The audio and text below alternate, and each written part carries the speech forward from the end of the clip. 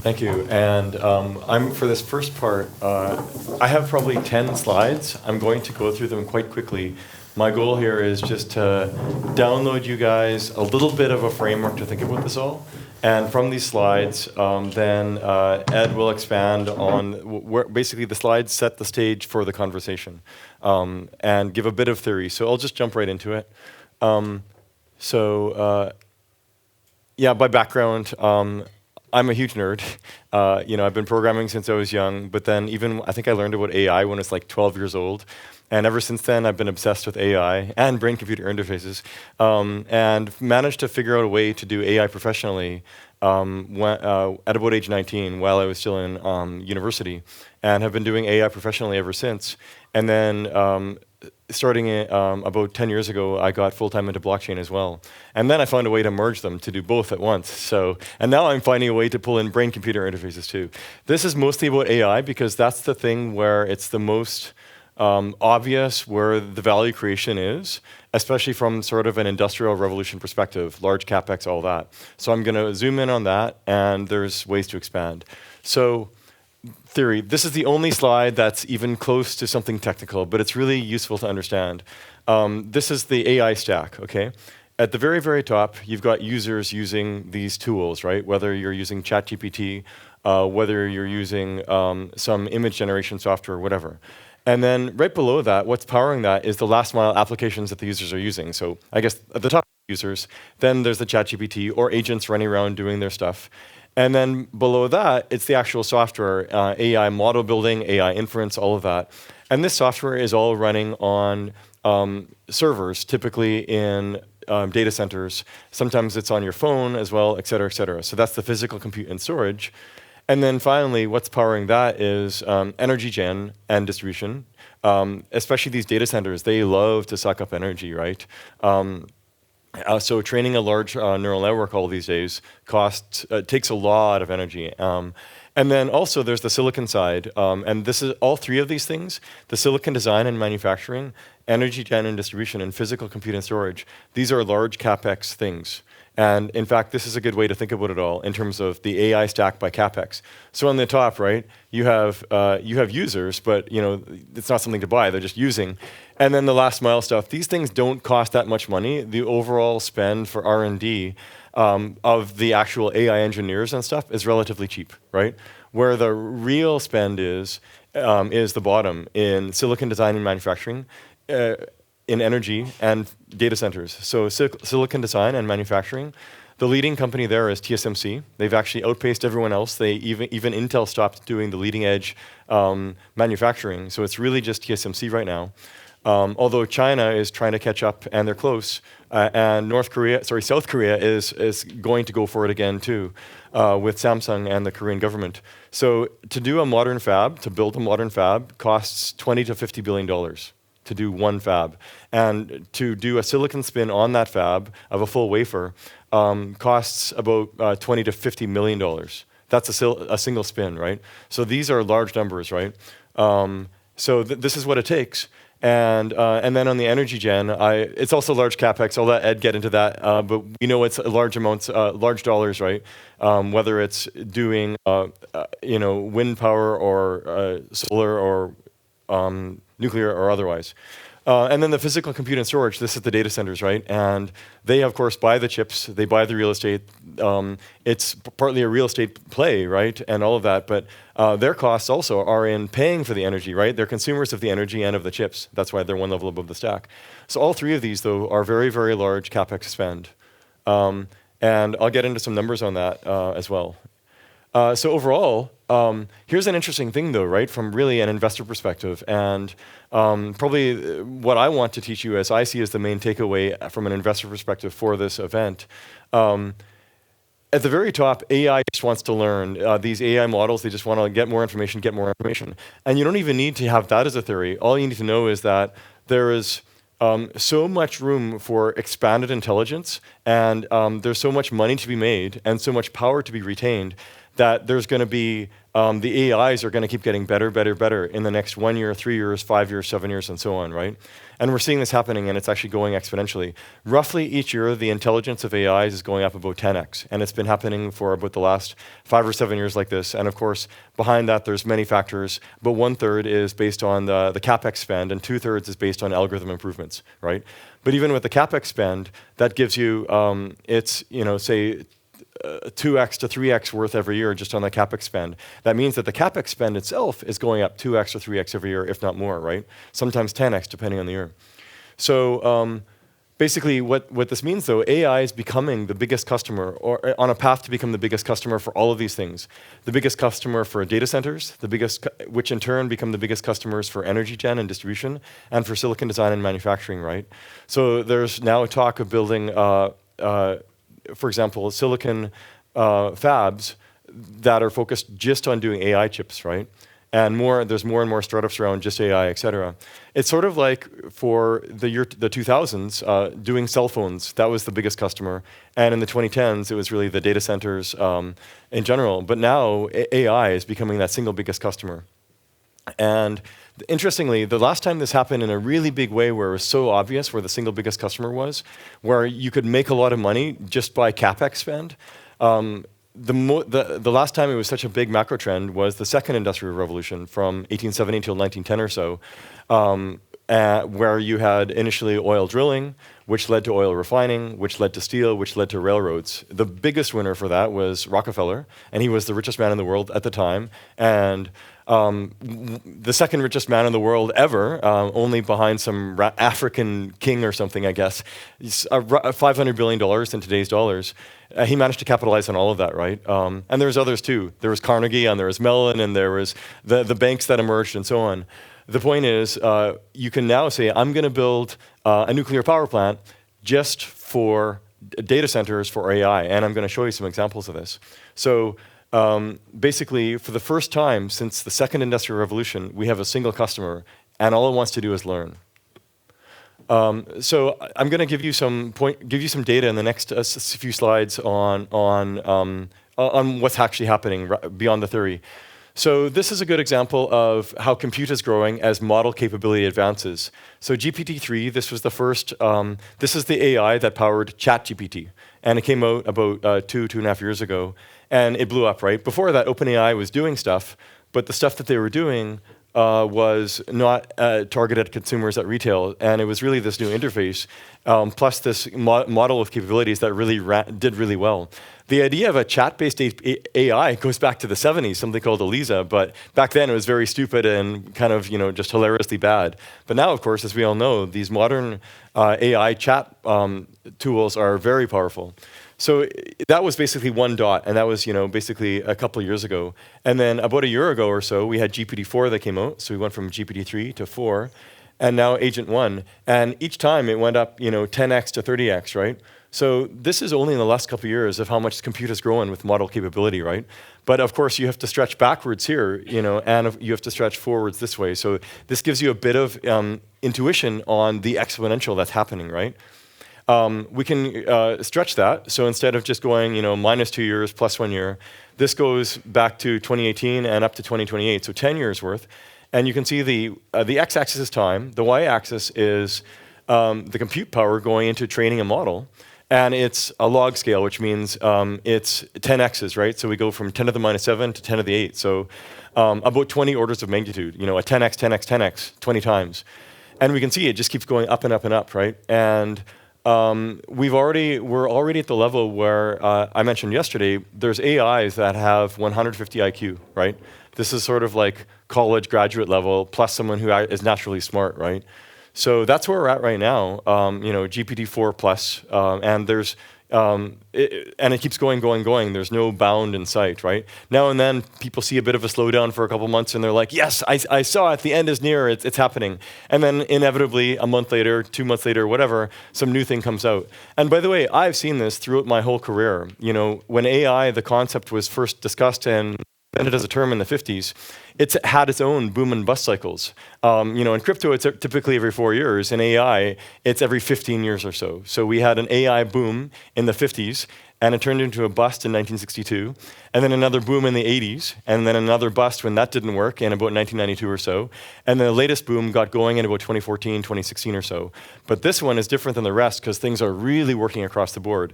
In the past, there was niche things. So when I worked in AI, I've been doing it since the late 90s professionally, it was for niche things. I was doing it for chip design, so that's why I know the semiconductor side so well. And there was other places where AI was used a lot too, but now we have AI for everyone in all these different domains, right? So AI is growing with AI compute is growing and intelligence, and you can call it ohms, orders of magnitude. You can count the ohms, you can count the orders of magnitude. So GPT-2, 2019, going up to 2027, and we're going through 10 orders of magnitude in about 8 years in this case, going from the level of a preschooler intelligence to automated AI researcher and beyond. And besides just the raw IQ that's going up and up and up, these things right now, they don't have full agency, right? They can't act like a human fully. So we have to unhobble them. We have to basically figure out how to give them agency, figure out how to see what motivations they have. And this is actually happening. And in fact, where this is happening the most is in the world of blockchain, right? So I also mentioned yesterday there's AIs out there that are already self-sovereign that are kind of not the state-of-the-art AIs. They came out half a year ago, 9 months ago. Things like it doesn't matter, but overall, they have their own wallet, and they actually even made money because they had tokens attached, and then those tokens went up. And we even had some AIs becoming millionaires, fully sovereign, no humans own or control them. But they weren't that smart. But now these things are combining, right? So we have AIs, IQ 150, that start to have more agency and act more like agents in the classical sense, where they can sense what's going on in the world, update the world model, and then react against that, actuate the world, and keep updating. And if you do that really well over time, and you can't get unplugged in all of that, then that's really sort of full agency. That's what we're getting. That's the unhobbling here. So these things are happening. We're getting higher IQ, but they're also getting more and more unhobbled, from base to chatbot to agent to sovereign agent living on chain, right? Trent, yes. Maybe I can add a little bit to that. Sure. Yeah, you hear me. So as Trent is going through the charts and exploding kind of your mind more and more, you just have a look. All the charts end at 27. So it's very clear. There is one reason for that, just for you to be aware. The predictions of the explosion, they end at 27 because the assumption is that somewhere 26, 27, and that's the automated AI research engineers. So now all the top companies, they have a lot of AI researchers, humans. And the assumption is that the AI will be so clever that they don't need them anymore. So, which means all they need is more compute because they just make a lot of AI agents that continue doing the research. And the assumption is that from 27, there is an exponential explosion in further intelligence. And that's why nobody can predict what's happening afterwards, because then the expectation is that there might be breakthroughs coming which cannot be explained to humans. So there might be a lot of innovation in biology, physics coming from AI, which humans cannot comprehend. It would take ages to explain it to humans. That's why all predictions end in 27.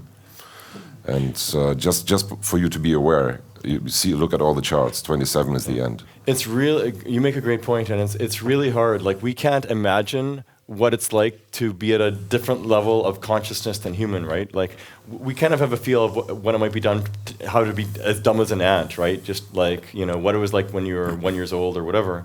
And then, you got smarter by the time of your age 4 or 6, you were more fully conscious. But we can't comprehend what it's like to have 10x the intelligence. And as you get these 10x's, you might have new levels beyond what it is to be human conscious. And it's really hard to explain or think about. It's really hard for us to conceive. And therefore, we actually try to slough it off usually. We have cognitive dissonance, the psychological term where it's so hard to believe that it's potentially true that we just dismiss it, right? Out of hand, but this is actually where we're headed, and it's soon, 2027, right? So with this, we also have, because we have these ohms, these explosions in compute and intelligence, what's that leading to is the data centers themselves, right? At the higher level, you have the AI software, but then it's driving the data centers. So NVIDIA started running their own data centers in about 2017. At first, pretty small. Obviously, there was Amazon and stuff before that. But NVIDIA is the chip maker that makes the vast majority of the AI chips. The NVIDIA GPUs are very well tuned for this. There's many, many companies trying to nip at NVIDIA's heels, but they don't just make the chips. They've done a wonderful job in the whole ecosystem around them of the software, et cetera. So they have a very good moat. It's not impenetrable, but it's a very good moat, and their revenues are going exponential just on that. And then beyond NVIDIA, we have Google, Microsoft, Amazon, these guys, the hyperscalers. They are spending way more money on data centers than before. It's going exponential as well. So here, this is Meta, Facebook, right? Google and Microsoft, right? So Microsoft, even in 2024, it spent $60 billion on data centers. $60 billion, right? And this has actually been going exponential ever since, right? So it gives you a feel of how big this has become, right? So just among these three hyperscalers, $150 billion in data centers in 2024. So remember from the stack, right? At the top we have the AI software going through some middleware, et cetera, then getting to the level of the data centers, and the data centers themselves, they use silicon chips, silicon manufactured, and they use energy, right?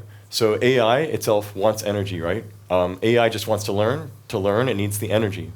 And so there's exponential growth predicted for the demand and energy. So this table is actually kind of crazy. Oh, it goes to 2030, not just 2027. But that's because it's easier to predict energy use than intelligence, right?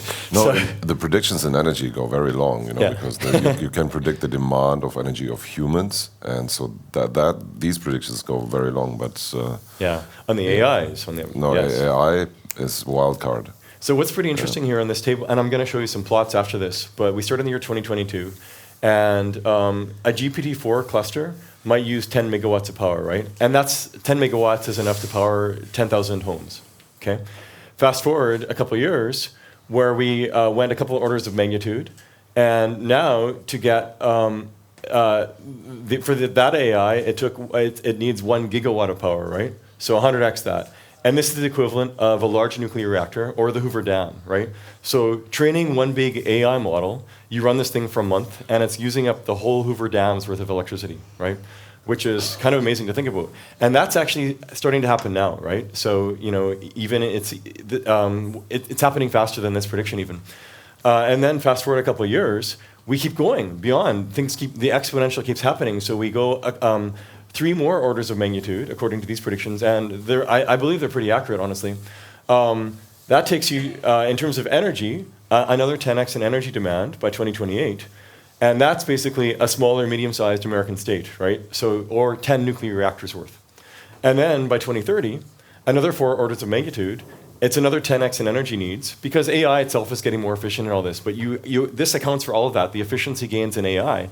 But because AI just wants to learn, and there's so much money to be made, so much power to be retained, that it's going to keep going, and the demand in energy goes up another 10x by 2030.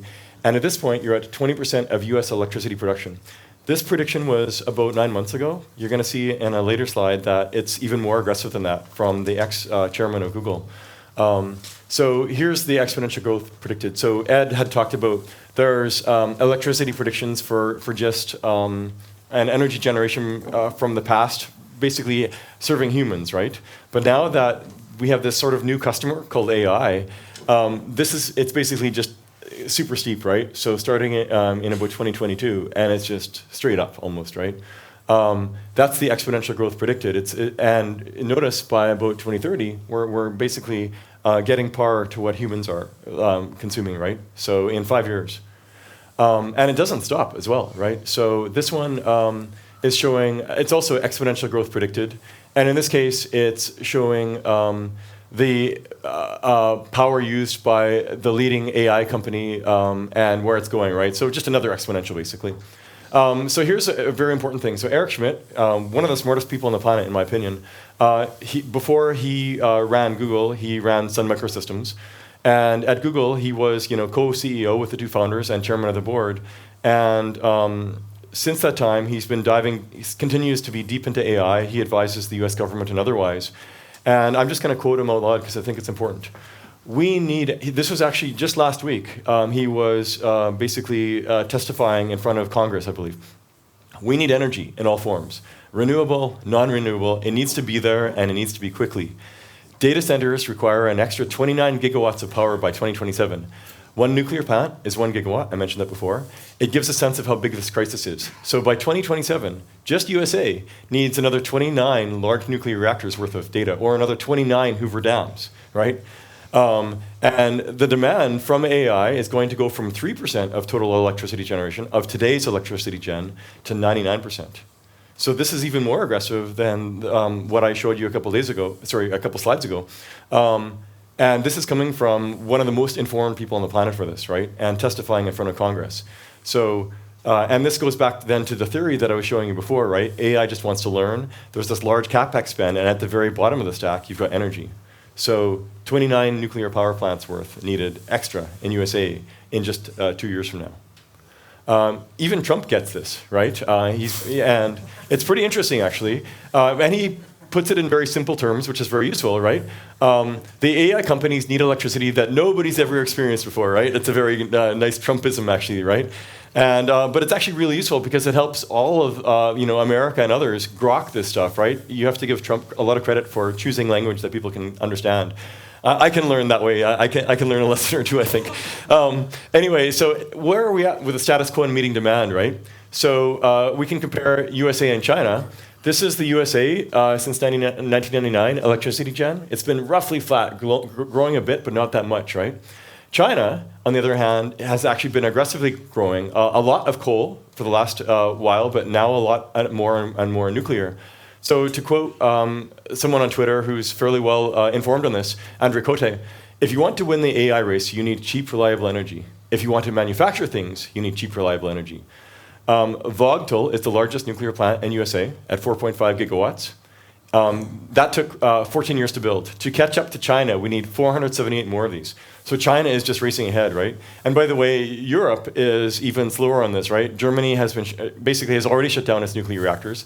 Spain, until a week ago, until the blackout, they were on a path to shut them all down. Now they're starting to discuss. So we'll see. But that's interesting. So there's real talk about this in the USA. I'll get to that. China and nuclear. So China, it already approved something like 30 or 40 nuclear reactors in the last few years. It just approved another 10 for another $27 billion investment, leading to 30 new reactors yet. 30 total, sorry. So by the way, I mentioned, AI, right? At the top, you've got these AI algorithms. They just want to learn. And you go through the middleware, the software, you get to the data center, and then the data center needs the energy. But if you think about it, now that you have a single customer, the data center, and why not just put a nuclear power plant next to the data center? Then you don't have to spend any money on transmission. You don't have any loss from that. And guess what? That's happening in a big way. It's already happened much more than you might have expected. 3 Mile Island, famous in USA, Microsoft just bought it. And they are basically connecting it to a giant data center, Microsoft run, next door. So, and this was, so this is the Amazon one. The next slide is Microsoft, I think. So Amazon, there was a startup that was small, got big, in Pennsylvania, and that basically had a nuclear power plant and a data center, and Amazon bought it, right? And Amazon has more plans yet. Yeah, this is 3 Mile Island and Microsoft, and this was already September last year, so more than 6 months ago. Google, so besides the big nuclear power plants that cost $1 to $5 billion to build, you also have this new invention called a small modular reactor. These things can fit inside a shipping container, right? And the big plants generate, 1 gigawatt, 3 gigawatts. The small ones generate 5 megawatts, so 1/1000th of that, right? But then they only fit inside a shipping container, so you can easily pile together 10 of them, 20 of them as you need, right? But even a single one can power a smallish town, right? So, and the thing is, then you can think of them like a battery that you press power, you turn them on, and then they run for 8 years. And you don't have to maintain it. You don't need experts to run it. It's just a battery, right? So there's startups around this. In fact, there's 3 publicly traded companies in USA for SMRs. Kairos Power is one of these SMR companies in USA. Google cut a deal with them about 6 to 9 months ago to basically supply Google with SMRs, right? Because then they can just pump out these small modular reactors, SMRs, pump them out, and power Google data centers too. Another one, Oracle, right? Larry Ellison has been very bullish on this, very aggressive talking about this too. So that's just some examples, right? So I've talked about 4 hyperscalers that are going very aggressive into nuclear. But for every one we've heard of, there is at least another 10 we haven't, right? And I listen around, and there's a lot of rumblings of this happening. So anyway, so this is electricity generation. Before I showed you China versus USA. Now I tacked in Europe, and Europe is also flat like USA. And India is growing a bit, but China is by far the most aggressive, right? And the recent growth has been basically all nuclear. Trump also, he wants energy beyond just nuclear because of AI, right? So Alaska has a ton of oil, right? But it's actually been held back for development because of environmental regulations. But, it's no longer held back. So to quote Trump, drill, baby, drill, right? So he's unlocking that, right? In France, Macron, they see in France that they have a lot of nuclear reactors. They are underutilized. A lot of the time, they're selling their electricity for 10 cents on the dollar. So Macron, he gets it, actually. He's been saying, we don't need to drill, baby, drill. All we need to do is plug, baby, plug. Put these data centers next to the nuclear power reactors. You're good to go. By the way, Belgium is in a similar position. I used to live in Belgium, and when you drive down the highways at night, they're all fully lit up with lights all the way along. Why? Because they have excess energy capacity from their nuclear reactors, so they used it to just light all the highways throughout Belgium. You can actually see it from the sky, from satellites. If you look down at Europe at night, it's all dark except for this one blip in a corner of Belgium where it's all lit up from this. So Belgium could easily redirect a lot of its power to data centers too. So basically, that's what I wanted to lay out. I won't get into the artificial superintelligence stuff. I wanted to lay out basically. Maybe I'll just go back to the very first slide. That's probably the main thing to think about it, the CapEx.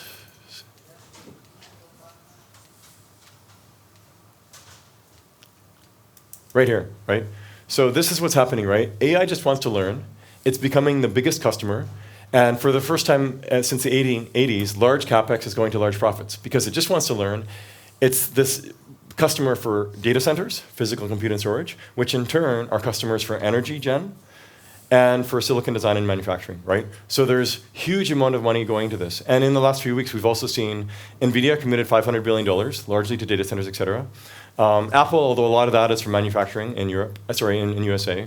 Project Stargate, this is $500 billion from OpenAI, Oracle, and some others. And there was another $500 million, I think, from Saudi Arabia. And that's just into USA. So there's a couple trillion in the last couple months committed in the USA, mostly to AI, right? Whereas right now, honestly, Europe, we're putting 50 million, maybe 50 billion, I don't know. It's not a lot, right? So Europe is LARPing this, but they're not doing it seriously, right? But we're talking really serious money going into this, and at the heart of it, AI just wants to learn, or put it even more simply, right? There is a ton of money to be made in AI.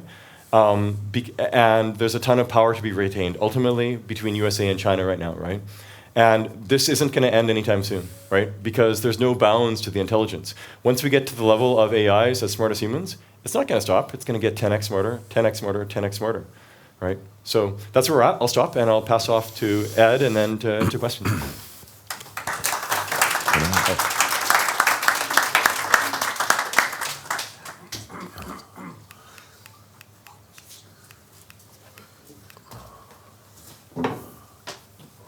Yeah. So to be honest,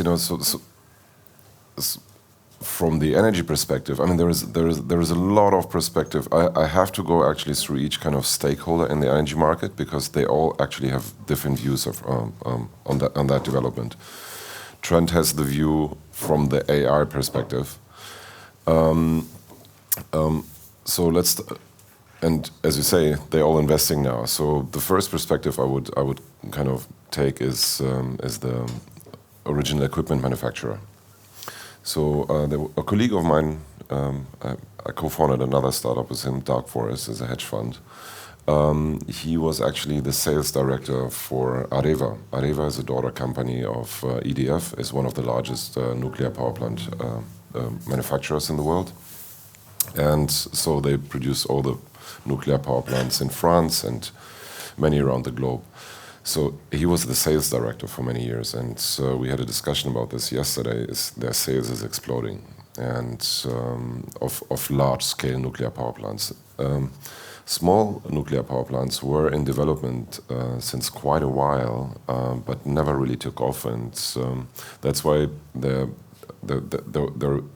it actually opened up a niche for newcomers, because the large companies, they actually stopped focusing on that, and because now there is demand for large nuclear power plants, and they just gave up on the small ones because they're at their capacity actually right now. They're selling so much, they can't produce more.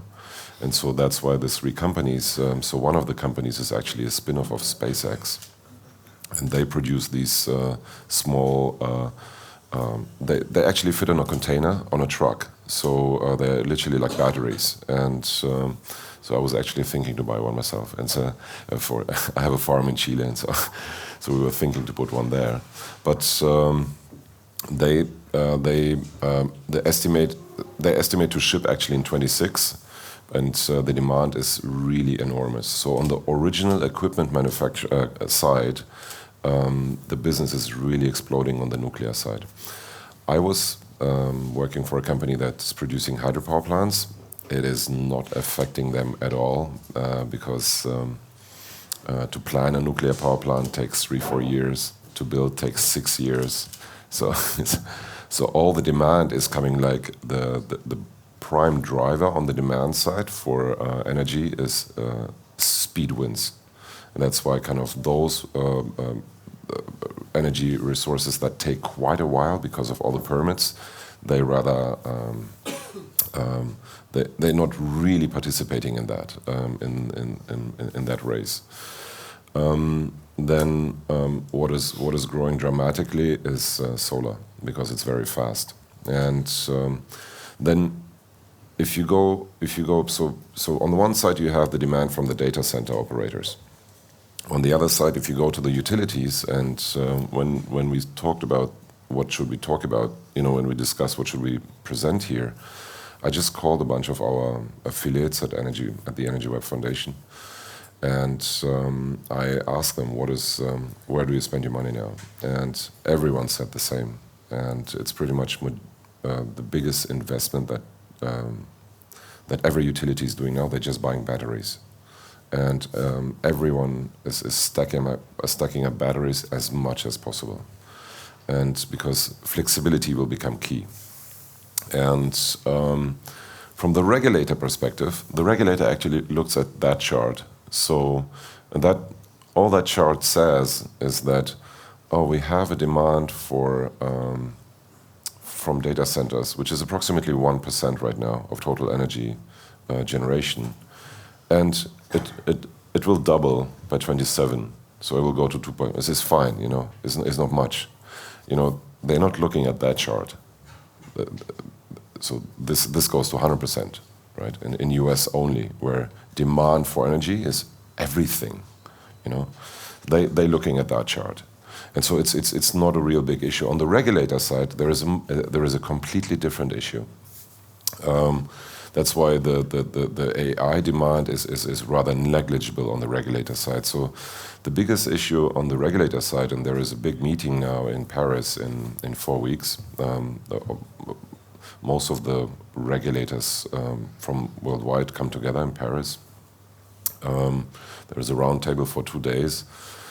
The issue is actually exactly what happened in Spain. And so what happened in Spain is, so generally, I need to expand a little bit on the history of energy markets, because so until 95, 2000, most energy markets were very monopolized. Everything was in one company, and which was controlled by the Ministry of Energy. As you want to privatize, as with privatization of the market, you basically unbundled the markets, and they were separated. A grid operator and then everyone else. And the grid operator, there is always 2 types of grid operators. One is the transmission system operator, which is long distance, and one is distributions, which is always city-based, local. And so the transmission system operator is actually at the top of the hacking order. So when they unbundled the market, they created a hacking order, a power. So there is the ministry, there is the regulator, and then comes the transmission system operator, then DSOs, and then everyone else, the utilities. So many people have a wrong perception that utilities are actually, they're controlling the market. No, it's the transmission system operator and the DSOs, distribution system operators.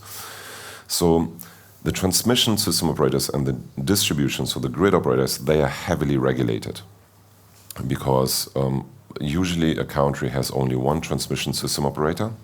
In Germany we have 4, but usually all the other countries have one transmission system operator. And this is the most regulated entity because it's of national interest.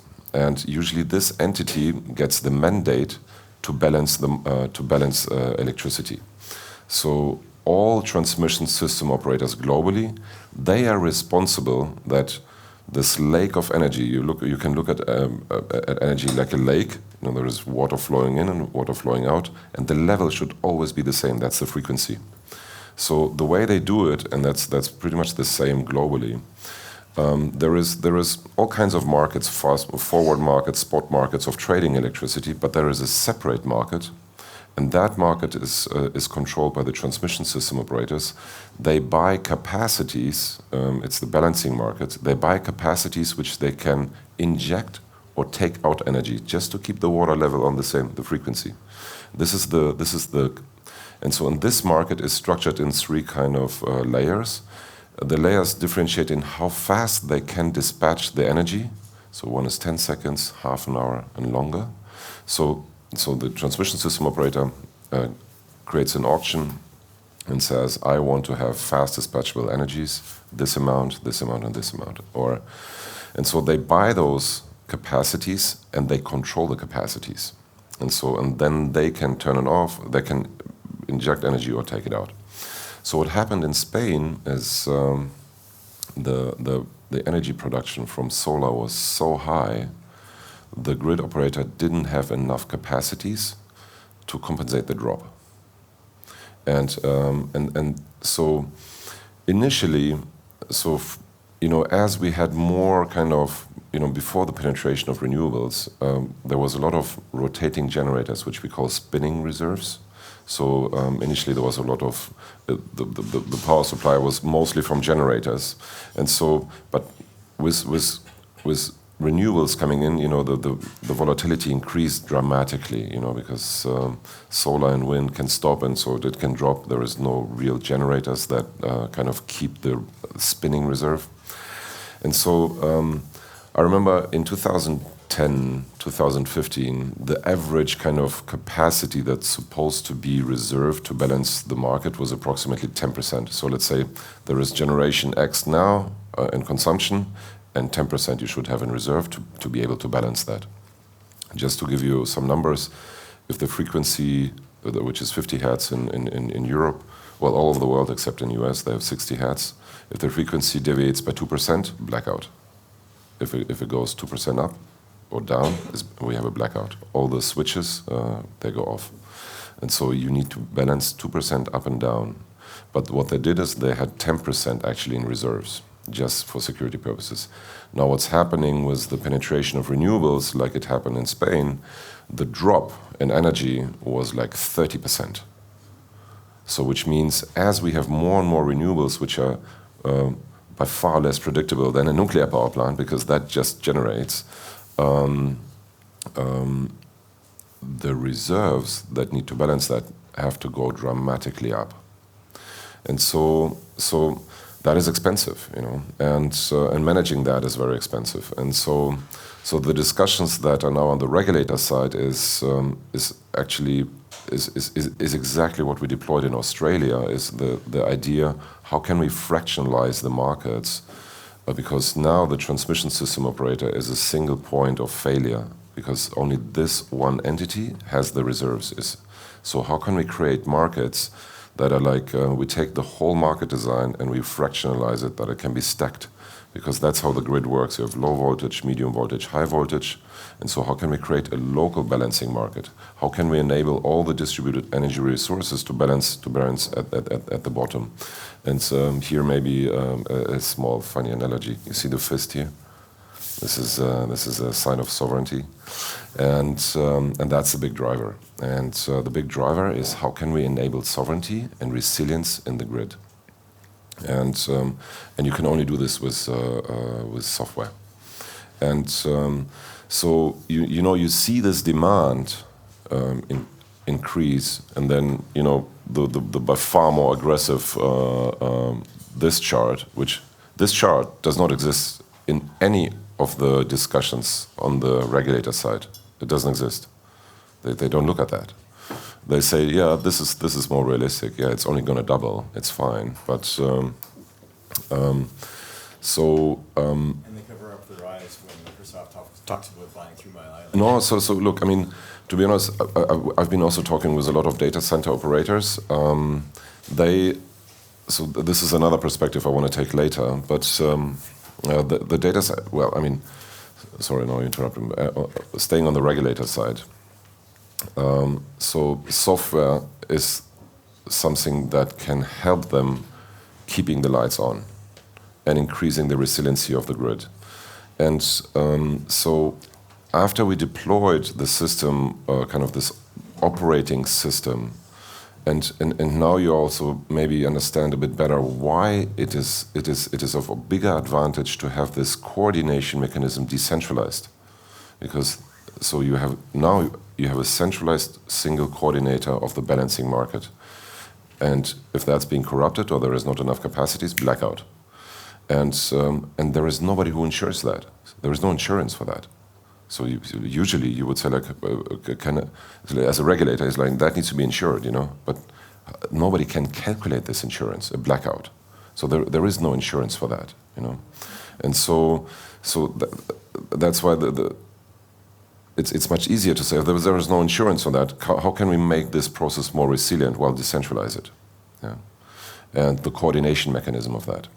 And so through the myriads of proof of concepts and kind of tests we did in Australian market was deploying this kind of decentralized coordination mechanism with dispatch signals, pricing signals, and so forth.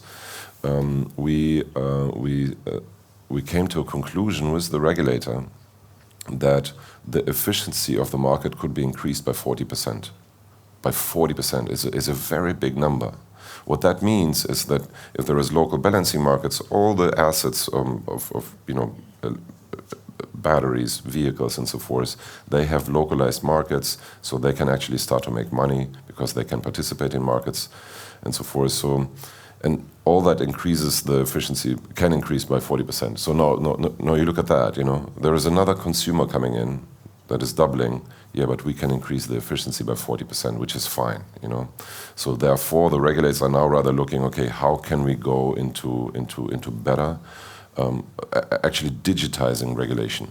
Because regulation so far has nothing to do with digital. It's just even all the communication between the transmission system operator and all the participants.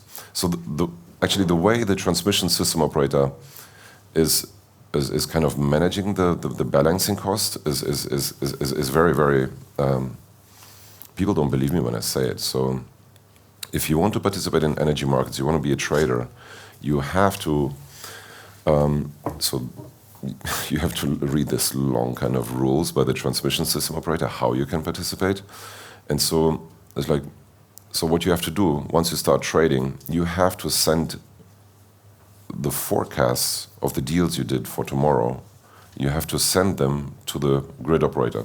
So that and then the grid operator, he gets forecasts of every trader, and then he sees like, okay, I got all this forecast, energy will be injected here, consumed by this entity. And so they have an expectation, and then it's like, yes, I have these reserves. If these guys all deviate, I have these reserves to balance. And so they could never agree how these messages should come to the grid operator through kind of a platform. It's just messages, it's just predictions, it's very simple numbers. So the way these numbers go from the traders to the grid operator is Excel files. So because they thought it would be easy to actually make like one dashboard where everyone just puts it in, but the issue is the grid operator is not a software developer, and so they went to IBM and Deloitte, but the issue was that IBM and Deloitte, they cannot run such software without not knowing everything that's going on in there. And just this mere fact that like a centralized solution is, it's like they said no, it can't be that somebody, then the grid operator knows everything, because the prices, the quantities is the most critical information in the energy market. And so it's like, what, okay, it's fine, you just send us Excel files and we consolidate them inside. It's like, I know it's funny, it's comical actually, but that's what we did at Grid, with the decentralized kind of business logic execution. Now we can do that, we can automate that whole process. We can make it in real time, because now the energy markets are actually not real time at all. So they get the predictions for this day, the day happens, everyone deviates, and so the grid operator has the cost to balance it, and then they need to recuperate the cost. The way they do it is they go back to everyone and say like, okay, now send me your real numbers. Send me your measurements from the meters you have. They send the same numbers again, and it takes them 2 months to recuperate that cost, to just look at the Excel files and so forth. And then 2 months later, they get the invoice for their deviations. So the grid operator is eventually flying 2 months blind. You see the cost and so forth. So. And the only way how we can become completely resilient, it has to happen in real time. And that's very simple software improvements, but the biggest contention was like, who has access to this and who doesn't see it, And that is only solvable with a decentralized business logic execution. So you see, it was essential to have blockchain here. It didn't work without the blockchain. It wasn't like, it's like, actually, we had this discussion already in 2014. So Gav was building Ethereum, and we went to a grid operator, and we explained this to them, and they're like, "What?" Gav, so the software guy behind Ethereum, they couldn't believe it, But they understood it was only the reason because it can't. It was a kind of a knowledge reason, It needs to be, nobody should know it, but there is no software solution that could deal with it. And so the funniest question you can actually ask each grid operator is, so in Germany, the transmission system operator, they receive 8,000. There is 8,000 balancing groups, 8,000 traders. Sometimes it's the same entity. So they receive 8,000 Excel files per day that they need to bring together. And so what the grid operator says, if you want to trade, you need a minimum capacity of, I don't know, of a few megawatt, And you ask them, why you make this minimum capacity of a few megawatt? Why can't you make smaller? And they will not give you an answer. But if you really dig, and if you're a friend, and you privately hang out with him, then he will tell you, because he said, like, we can't deal with more Excel files. That's it, And that's why there is in the energy markets, retail cannot participate. That's why there is aggregators which aggregate a lot of retail, and they create a virtual power plant. But to the software of managing the virtual power plant, everyone invents it themselves. Every utility has to invent the software themselves. So instead of baking it into the regulation, into the software, And so yeah, this is the perspective from the regulators. There is urgency now because renewables increasing, the variability of renewables, the drops can be more dramatic, means there needs to be more capacity to balance that. So there is an incredible demand for the solution that we have we have built with the Australian regulator, energy market operator, and so that is number one thing now on our agenda. How can we scale that into all the other markets? And coming to the data centers, so a lot of the large scalers like Microsoft, So Microsoft actually, we had a project with Microsoft. It's called Carbon Aware Compute, so the project went into a direction where they said, okay, we have data centers all around the globe, and so how could we actually operate all our data centers as an arbitrageur on the energy markets? So it's very simple. They receive energy price signals all around the globe, and they just shift the compute from one data center into another according to the prices, global prices. So the data centers are actually becoming the biggest arbitrageur in energy markets. And it's already starting to happen. So it's like they have one data center in US and then one in Norway. And if the price is, the price is different, they just shift the compute over there very quickly. And which is very, very interesting because it didn't exist. There was no global electricity trader before. Now we have global electricity trader on global scale, And that is a very interesting aspect. And the other big development is very simple because there is such a big demand now coming in. There's such hot race on availability of compute.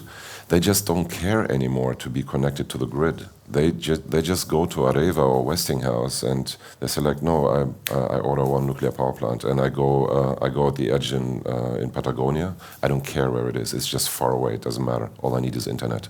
I do the whole thing myself. Just battery, solar or nuclear and a data center itself. So it's also a very big trend. And whatever is available fastest. Because they don't care if they spend 20 or 30% more to produce. It's just speed. It's just what is faster available. And so we have a lot of friends in Argentina and kind of in South America. They're going to the all wild sites, far away, where you don't need permits, nothing. It's just go far away. It doesn't matter. So this is from the data center side. So there is a bit of disconnect on this discussion in the energy market side. Everyone has its own kind of view. Regulator is still not there. They have much bigger problems on the stability of supply. Cool. So I was going to ask, how do you reconcile this sort of freight train that is AI demand with the demands for energy? And you answered it in the last couple minutes there, where the answer is they're just staying off grid, right? Yeah. And one way I think about that is this is the sovereignty issue. Yeah. It's like it's so interesting to see that this, sovereignty perspective is at the core of the Web3 vision. You're the custodian of your money, of your data, and so forth. You're in control, and this whole sovereignty movement, you can see it all around the globe. All the libertarian movement, Millet, the countries, America First. It goes in pretty much every sector. You see this sovereignty movement. And it's the same on energy supply. And for those of you coming from crypto, another way to think about this is, what have the Bitcoin miners done over the last 10 years, right? Because they're sort of precursors to the data center demand, right? So Bitcoin miners have actually gone to wherever it was cheapest for energy, right? Because you assume you're the most, you've got an advanced way to do Bitcoin mining. Now where's the energy the cheapest? So we saw you going to like northern Sweden or to Iceland for the geothermal. I can tell this. I can tell a lot about that. So that's actually how I into crypto. In 2012, so I was the sales director for Andritz Hydro. They built every third hydropower plant worldwide, and is an Austrian company. And so I was leading their markets in Southeast Europe, and we had a client from Georgia, and they came to me, and we built a few hydropower plants in Georgia, and they asked Ed, what is the cheapest electricity of one of your clients? It's like, why? What do you want to do? They're like, we want to put some mining rigs into the hydropower plants to avoid the grid costs. I was like, mining what? And then he sent me the white paper of Bitcoin in 2012, and I was like, what? And I was like, okay. It's like, so you put a server there and it's printing money? It's like, okay, let me understand that. So anyways, the cheapest price globally you get in Iceland. It's just like the whole, it's like Iceland is like, Iceland, the electricity is so cheap, they build up aluminium smelters, and the Australians are sending bauxite there, and then sending it back again to smelter the aluminium. It's so cheap there. If you ever go to Iceland, they have so much energy. They're even heating the roads in Reykjavik, to get so you just need to make a hole in the ground, and it's heat coming out, and the CEO of Landsvirkjun, the utility, was a colleague, and so I called him. It's like, hey, what's the energy price? It's like, what do you want to do? It's like, no, there's like data centers. It's like, yeah, it's 1 cent per kilowatt hour. It's like, oh, that's awesome. So can I connect you with these guys? And that kicked off the wave of Bitcoin mining in Iceland. And that started around in 2013. And so there was a very big demand from the Bitcoin miners to go directly into the hydropower plants, so to avoid grid cost. So I know a lot of hydropower plants, you go inside, you see the big turbines, and then the servers right next to it. Yeah. We probably opened the floor now, right? Yes, exactly. Posso? Yeah. So, well, first of all, thank you very much for all the information that you have been sharing, and I'm sure that we could continue for a few additional hours. I mean, that's exactly as we had last year, Trent and Ed as well. I mean, thank you for really bringing this up to us. And many of us, I'm not sure. I mean, at least I can speak only for myself now. It's always enlightening to hear what you explain because, I mean, it's not my field of expertise, but this really gives a feeling of actually what is happening. And also from our side as working for BIL, I also hope that our advisors and analysts really understand when we have professionals that come from a specific industry and that explain this to us, that so we will also be able in the future to give better advice on how actually we should invest our clients' money. But having said this, until 27. Until 27. But and this brings me to a new point because 4 years ago, when we actually decided with Mark and Christoph Scato, when we partnered up and we started working together, we said, well, we need to bring together traditional business, digital world, blockchain, and today, with the conversation that we're just doing now, we're combining blockchain and industries. So after 4 years, we are really getting there. And I'm proud of myself, actually, that we get this because finally I can combine these things and it becomes more understandable. I'm only in the beginning, but I start to understand it much more. But then I go one step further because we are lucky, and my job is fantastic because thanks to working in the bank and dealing with professionals, dealing with entrepreneurs, with very successful people, well, I've learned so much that I could never have done.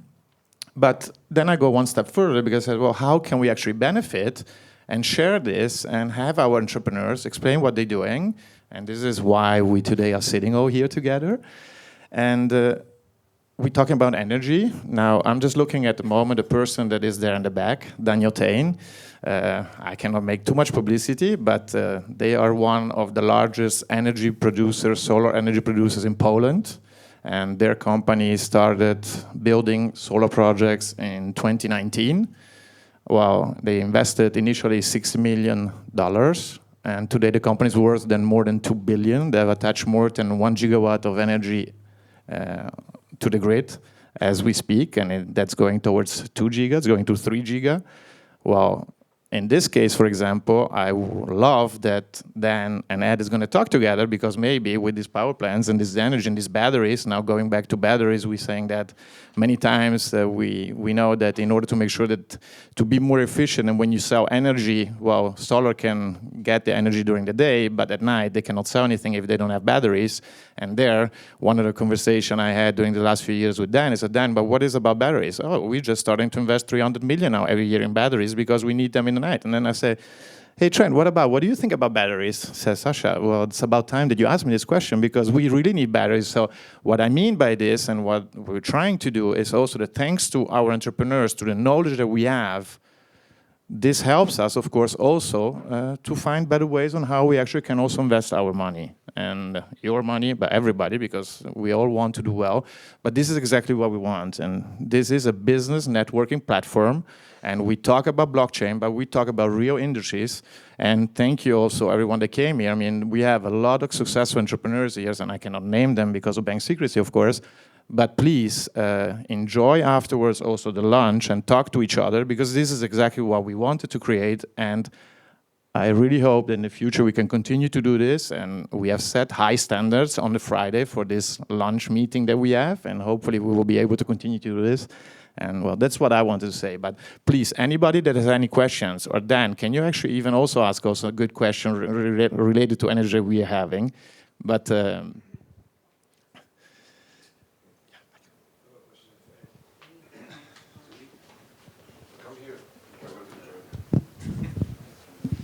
I've got a question for you, Ed.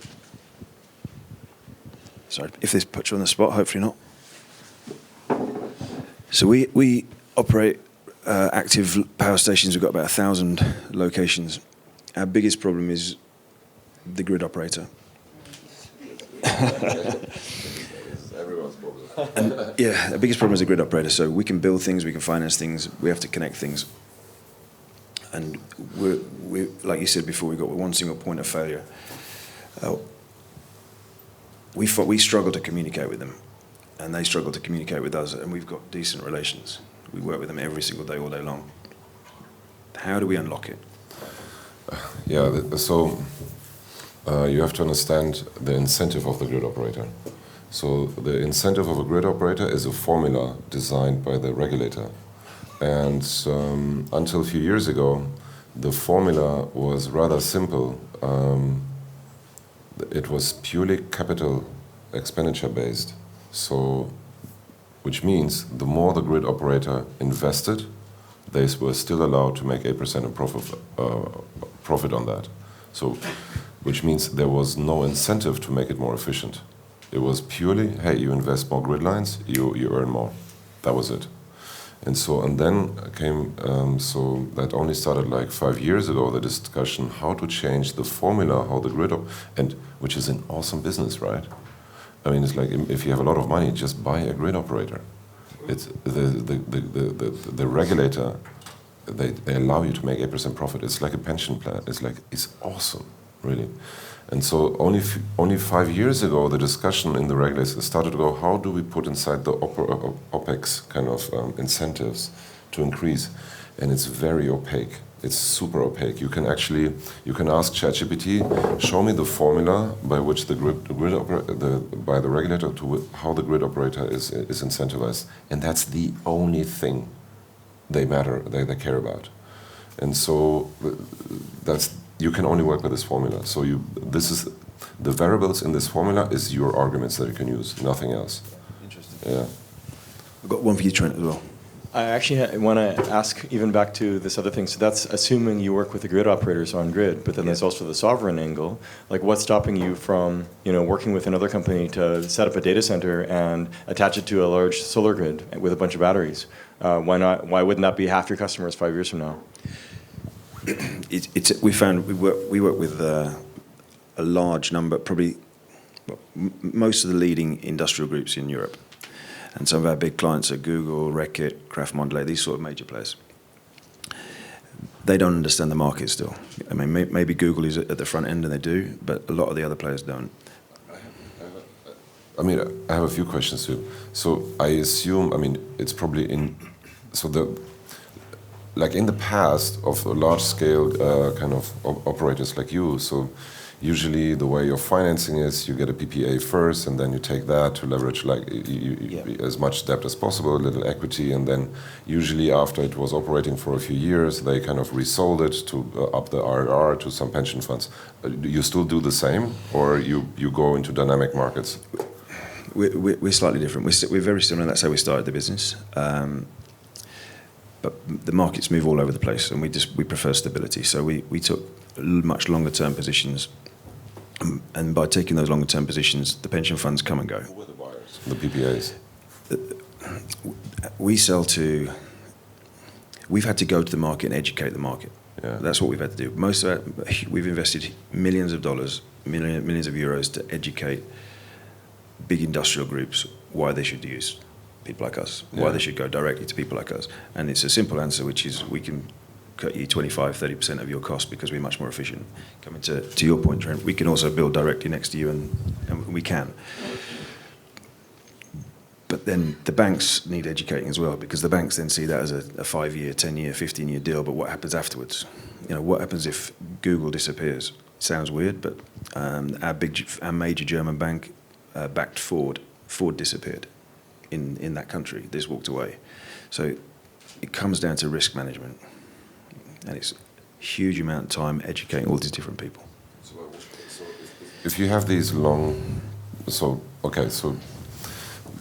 I was wondering, when do the large-scale operators actually go into kind of, because, I mean, you know yourself, the spread has become so big that, so I assume that's the reason why you go into batteries? Yeah, we go into batteries because we found we were overproducing power and we were just wasting it. It was again discharged into the ground. We realised we could make an extra 10-15% just by capturing that power. Yeah. And then as the grid became more and more unstable, the grid companies started turning our power stations off and saying, right, for 2 days, 1 hour, whatever it is, we're going to turn you off. There's too much. So you're participating on the balancing markets. So we start to participate on the balancing markets. Yeah. But we have to create this, and we're having to educate these teams. Yeah. And then, but come back to you, Trent. Can I see that slide that you showed with the 2027, if we could? Oh. So we live in this space, and we invest hundreds of millions of dollars a year in power, and no one sees that slide. I know. No one sees that slide, and no one believes it. Yeah. So just to give a bit more background, so what's happening with prices of electricity right now. So every regulator had the idea. Kind of it was not the idea by the regulator. There was a general push for renewables, and so, but at the beginning they were too expensive. So the way kind of to bootstrap them into the market, there was a lot of government incentives, and so mandates, and then they slowly planned to fade out those mandates, and so. So if you were producing, you were given guarantees to build solar power plants or wind power plants and so forth. You were given guarantees by the government. So all these kind of mandates, they slowly fading out. And in Germany, a bunch of those mandates still exist, but they will soon fade out. And so, which means power plants were produced, and there was a security by the government that the energy will be taken off. So. Some of these kind of regulations, they have led to kind of some kind of perversion in the market. The perversion is the following. So most of the wind producers, they receive energy, they receive regardless if they produce or not. So it's a bit complicated to explain, but the effect of that is negative prices. Negative prices, which means we pay someone to take off electricity because it costs the grid operator more to tell those guys to shut off the power plant. Okay? So you have negative energy prices. And so quite high negative energy prices and quite high positive prices, which means now if you're an arbitrageur, if you have battery, you can make quite a lot of money. Just standing there, buying low, selling high, not like crypto, the other way around, and and that is the push for batteries. So we did a proof of concept in Berlin 5 years ago. This kind of negative prices and positive started like 4 or 5 years ago, and so we put a Tesla there. We hacked the Tesla, and it's actually not made for bidirectional. So now the newer versions, they're going into bidirectional, where you can, you can also kind of use it as a battery. Actually, and it's a big battery. It's a very big battery on wheels, and we did arbitrage on the markets. So we simulated if this battery would be doing arbitrage, and the break even was after 3.5 years. At that time. 5 years ago. Now the spread has become bigger. So just think about it. If that would be legal, so if this thing could really participate on the market, but it can't because it's too small, so you need to pool a lot of them, virtual power plant. If that thing could participate in the energy market, you would look at the car very differently because it has an investment and return. That's happening in China now. Yeah. So I've seen it live happening in China. yeah, so it's inevitable that it will go there. And that's what I'm talking about when I'm saying there is a potential for 40% efficiency increase in the market, if all of these things could participate in the markets.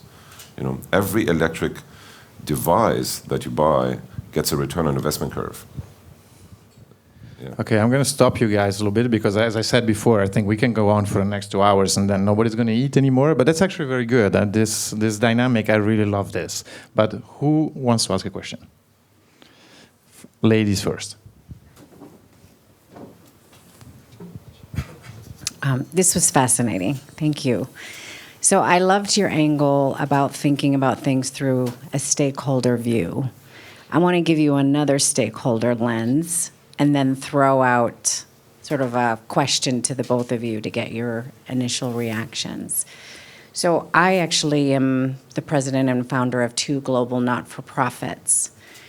The focus is on innovation districts. So these are geographies of innovation aligned to solve very complex, vexing problems. All of them are underpinned by AI, all of them.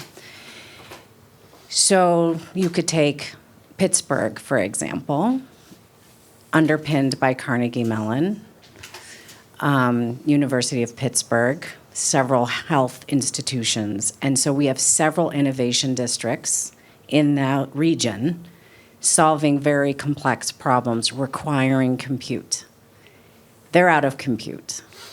The institutions themselves are saying, we're out of compute. So what we're trying to do is think through a constellation of district strategy to say, is there a way that we can strengthen them collectively? Some are advanced manufacturing, some are doing hardcore research. Across the board, they're out of compute and they're having an energy challenge. If I'm listening to you today, arguably, it would say, get off the grid, buy batteries, create your own competitive advantage as a cluster of districts, so you are not limited by energy. That still doesn't solve compute, but this is where they're headed. Like, they're realizing they're about to run out of major infrastructure needs to solve things like cancer, to create the next generation of climate mitigation strategies. So they're now about to stop. So what do you do? I mean, there is. So we talked about the market. So by the big data centers, but the big scalers. Then we talked about this going sovereign, but there is actually there is more possibilities than that. So I could probably name now maybe 5 networks that offer distributed compute. There is blockchain networks that go specifically in that, where Trent, you can talk about this a lot probably. So maybe you want to take it Sure. over. I mean, yeah. Overall, if you're buying your own compute hardware, you're only using it a fraction of the time, 10% or 30%. You haven't optimized to use it all the time, then you're overpaying. If you buy from the big hyperscalers, they tend to have 40 to 60% profit margins, even 90% profit margins. So you're generally overpaying if you do that. But there's actually smaller cloud providers that give better bang for the buck. And if you want sort of the most aggressive pricing, then you go to the decentralized cloud providers, right? As Ed hinted, there's at least 5. That's actually more like 10 or 15. Even within, excuse me, I co-founded Ocean Protocol. But there's a couple other OG AI projects out there from era 2017. We actually merged the tokens about a year ago. We merged with Fetch, which was the OG agents, AI agents project, and with SingularityNet, which is the OG AGI project. The founder of that coined the term of AGI. Thank you. So that's called ASI Alliance. The reason I'm saying this is I drew that stack earlier of AI at the top and energy at the bottom. This is the vision of ASI Alliance as well. Right now, most of what we have is at the very top, but slowly we are working ourselves down to the bottom, accumulating more projects. So there is to give you an example, there is a project, I think it's called Render. I don't know them very well, but so they bring two parties together. There's a lot of people that have dormant graphic cards or all kind of compute, and they just broker that. So, and it's all over the world. And this is the cheapest market you can get, and it's growing dramatically right now. So, yeah, this is exactly it. Yeah, and we acquired one called Kudos. Actually, it was started decentralized, something called Kudo, by very experienced data center experts, et cetera, and then they went decentralized. So that stack is expanding. And and interestingly, for storage, it's pretty homogeneous, the interface. It's like you store or not, right? But when it comes to compute, it's much more heterogeneous. There's a lot more variety. even if you get it from a cloud provider, the first decision is CPU versus GPU. But then if you go CPU, is it like Intel x86 instruction? Is it RISC-V? Is it something else? And then even then, let's say you're Intel x86, do you have like a super fast, 2 gigahertz, lots of memory, or do you have it small and so on, right? So there's a lot of heterogeneity, and only now is that market developing in the decentralized land. But that's going to be, excuse me, that's going to be your best source of high bang for the buck for the dollars. But there's always a market. Like one way of saying, if you're out of compute, it means you don't have enough money for the compute at the cheapest price you can find. So step number one is find the cheapest sources of compute that you can find for the needs that you have, and then step two is deploy as much money as you can or to your budget as you can on that, right? So those would be the two things. But a poor way to do it would be, to just go full on everything in Amazon because you're way overpaying, right? It's a good way to start because it's easy to use, but it's not the way to end. Okay, thank you for the answer. Sorry. Okay, please go ahead. The last time I felt this way, listening to deep specialists, was 45 years ago, and the term was megatonnage. We were worried about the unstoppable growth of nuclear weapons between two superpowers, and now we got ooms. It sounds a lot friendlier than explosive equivalent of TNT. You've made it clear, and others have too, that this is an arms race between two countries. You seem to suggest that the choke point of the arms race is the amount of power. Could you speculate? I know this is not going to happen, but if we don't want to be the equivalent of ants in 2 years, presumably we have agency, and it's just possible that the United States and China could sit down and say, maybe we should slow this down. The reason we're going so fast and spending so much money is that you're doing the same thing, and we're scared that you're going to outrun us. But if the two of us just agree to slow this down, then maybe we won't be ants in 2027. Maybe we'll be ants in 2035. So, just as fantastic as that seems, could you speculate on what would happen if AI wasn't the top priority strategically for two countries, or wasn't permitted to consume this much power, and that these charts kind of have to shift slowly to the right? Can you speculate on the qualitative changes that would mean in the development of AI, or anything else? My attitude is very simple to that. Is I would never bet on a politician, because there is no one who insures a politician. So I would rather prepare for the worst. And so yes, there was a lot of discussions that, could this happen, that they actually agree to slow down? I doubt it. I would not bet on that. We slowed down in the 70s. Yeah, but this is something different, So there was looming destruction. Here is looming explosion of creating of wealth, It's it's the opposite, It could be. Yeah, it could be. No, yes, yeah. So. I view this from a pure game theory perspective. So a few years ago, there was 3 players. Europe was fairly in the running. It has a lot of super high quality AI people. And it forgot about game theory and decided, hey, we're going to pull ourselves out of this, and hopefully the rest of the world will follow. And the rest of the world is like, well, we're going to keep making the money, right? And especially USA and China, right?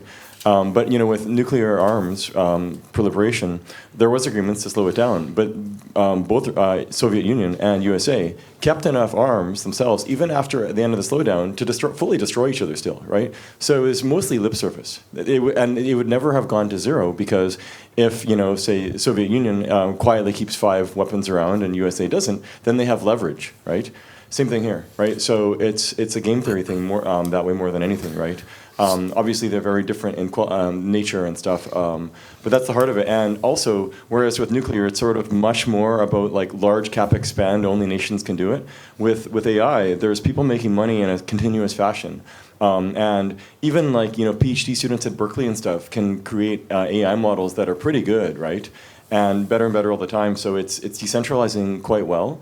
And even if, say, China and USA did decide to stop, well, you have things sufficiently decentralized and distributed throughout the rest of the world that younger, hungrier people elsewhere will go for it. And the people in USA and China will just go dark on this, right?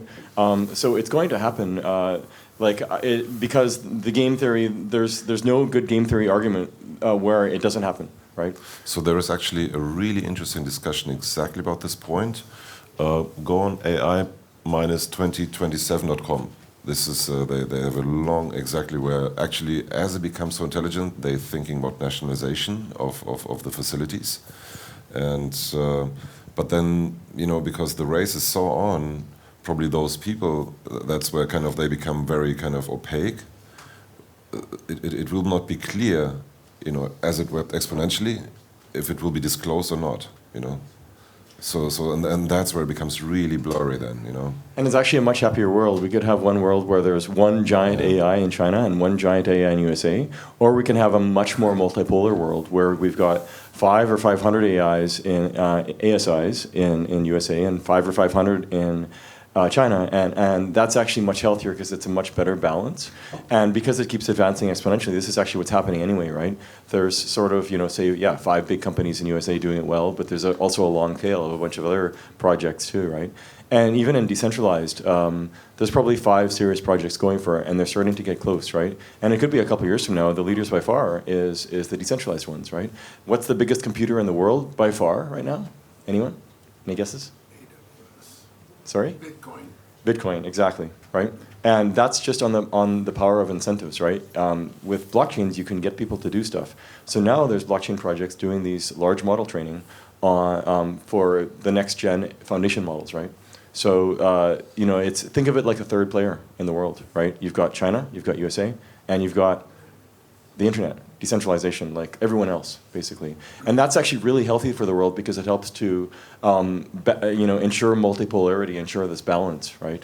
And eventually, we'll get to the point, ideally, everyone has their own personal AI that's super, super smart, right? That they can talk to, communicate at a high bandwidth, blah, blah, blah. I could go on and on. But that's actually probably the happiest path we can have.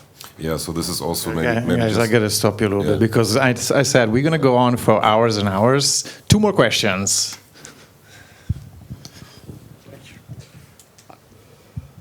I've been looking at your chart. Were that the exponential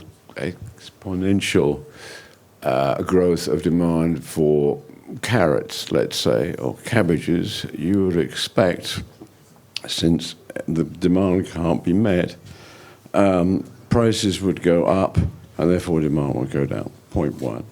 Point 2, if AI is as powerful as we all hope to solve, for instance, biomedical questions or unanswered questions of nuclear physics, you would expect it to be able to come up with solutions to damp down the demand, its own demand. So, do either of those dent your chart?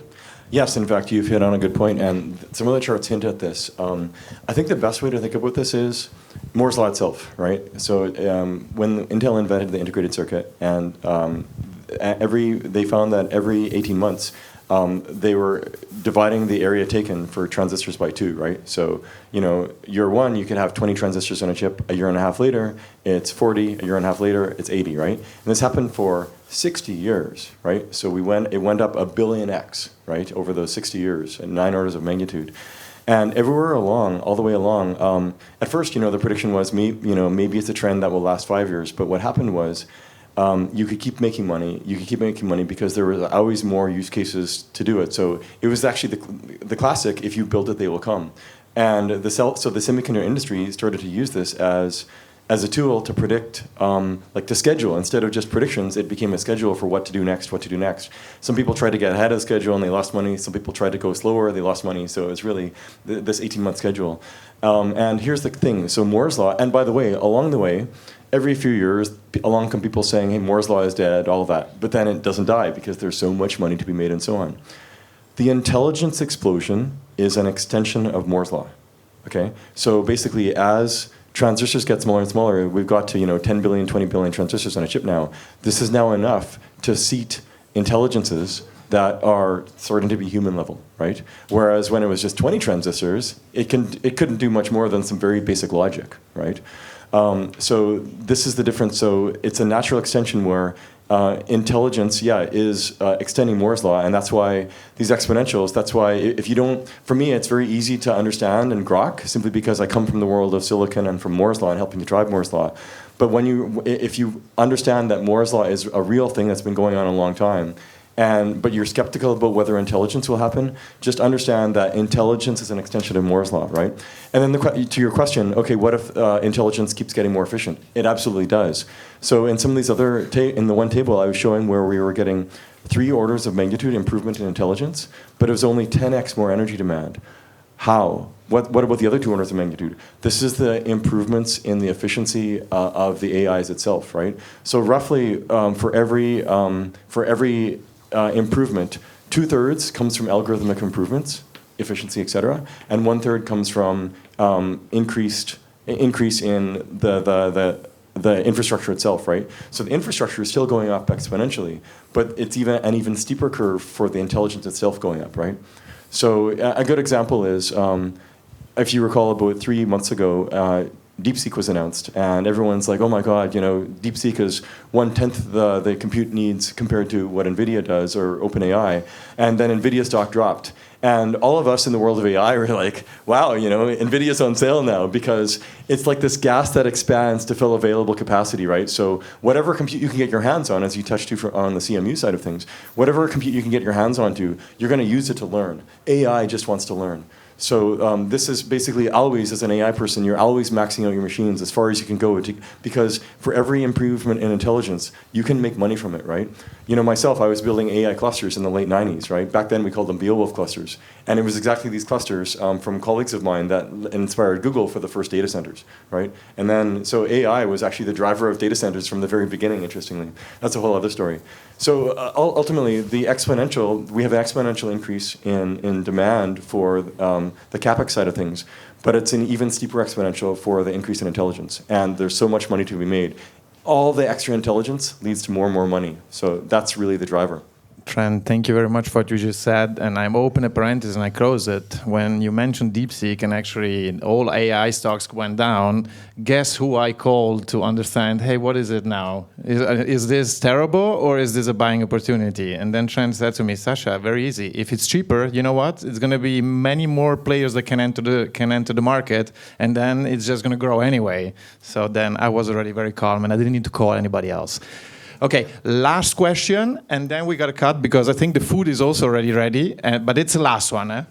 Yep, my question was about DeepSeek, and if it's actually providing the same amount of compute at a fraction of the cost, has that been validated? And if so, how does that affect the $150 billion a year in spend on the CapEx right now? Yeah, so actually, DeepSeek was making API calls to OpenAI's model. So it's basically Meta. I'll give an example and work backwards to DeepSeek. Meta just released their latest, greatest foundation model, and it has, a trillion parameters, or 800 billion. Okay, and then from that, you can take the huge model of 800 billion parameters and create distilled models, simpler versions. One with maybe 100 billion parameters, one with 10 billion parameters. And these, of course, take less compute, et cetera, right? And you build it from this huge foundation model, right? And there are different price-performance ratios in terms of accuracy, compute needs, amount of memory they take, and so on, right? So what DeepSeek did was actually learning against the foundation model of OpenAI, right? So it was kind of cheating. And so what's happening is everyone else is like, hey, actually, this is a good idea. We should just do this much more formally, more often and stuff, right? And that's why when Meta released their latest Llama version, Llama 4, a couple weeks ago, that's exactly how they framed it, right? So, but interestingly, a week after DeepSeek, there was literally a PhD student out of Berkeley who said, DeepSeek, you guys did this for 50 grand? Well, look, I just did this for 5 grand, right? So the innovation is going so fast in the world of AI, and there's tens of thousands, maybe hundreds of thousands of people out there that have this capability. The barrier to entry for AI in general, well, for using it is lower, but because there's so much money to be made, there's people piling in, and these days, your skills as a software engineer or as a thinker, as a builder, can help in certain ways, right? I come from a more, really, really hardcore engineering AI world, right, where you have to know statistics super deeply and all that, and that still really counts. And there's maybe, 1,000, 2,000 people in the world like that, but there's another 10,000 plus people who only know some of that, but have other skills that they can bring to bear to help make more efficient AI models. And basically, there's a whole bunch of different games you can play for efficiency at the hardware level, at the software level, et cetera. And there's this giant competition all the time. And if you follow the right people on Twitter and so on, you'll see every single day there's new advances. And then ultimately, as consumers, you'll see this show up in, as you use Grok, that it's just more accurate, as you use ChatGPT, et cetera, right? That's where it ends up at the consumer level, but also all the professions too, whether it's law or otherwise. So yeah, that's it. All right. Well, we got to stop because we are way over time. Please, big applause to our guest speakers.